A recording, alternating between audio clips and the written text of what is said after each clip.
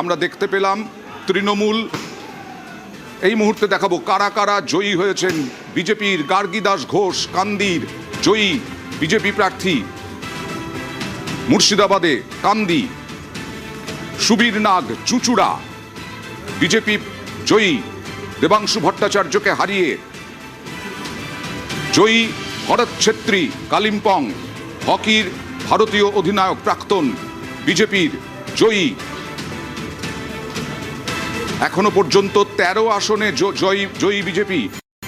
মেটিয়াবুরুজে আব্দুল খালেক মোল্লা তৃণমূলের জয়ী। অন্যদিকে গৌরী শঙ্কর ঘোষ আবার জয়ী। গতবারও 21-এও জয়লাভ করেছিলেন মুর্শিদাবাদ থেকে, এবারেও জয়ী গৌরী শঙ্কর ঘোষ। শঙ্কর গুছাইত মেদিনীপুর কেন্দ্রে জয়ী। 93টি আসনে তৃণমূল কংগ্রেস এগিয়ে, 195টি আসনে বিজেপি এগিয়ে। তার মধ্যে জয়ী যারা হয়েছেন তাদের দেখাচ্ছি। স্বরাজ ঘোষ সপ্তগ্রাম থেকে জয়ী হয়েছেন।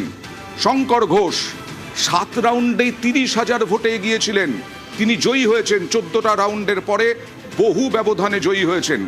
তৃণমূলের রেয়াত হোসেন সরকার ভগবান গোলা জয়ী হয়েছেন। জয়ী হয়েছেন কাজল শেখ হাসন কেন্দ্রে জয়ী হয়েছেন কাজল শেখ। হুমায়ুন কবির জয়ী হয়েছেন রেজিনগর থেকে। হুমায়ুন কবির জয়ী হয়েছেন। অরিজিৎ রায় বারাবণী থেকে বিজেপির জয়ী প্রার্থী। এখনো পর্যন্ত জয়ী প্রার্থী অরিজিৎ রায়। অজয় কুমার পোদ্দার কুলটি থেকে জয়লাভ করেছেন। কুলটির প্রার্থী ছিলেন অজয় কুমার পোদ্দার। 13টি আসনে জয়ী, তার মধ্যে দেখালাম বিজেপির 5টি আসনে জয়ী তৃণমূল। আব্দুল আজিজ লালগোলা জয়ী প্রার্থী তৃণমূলের।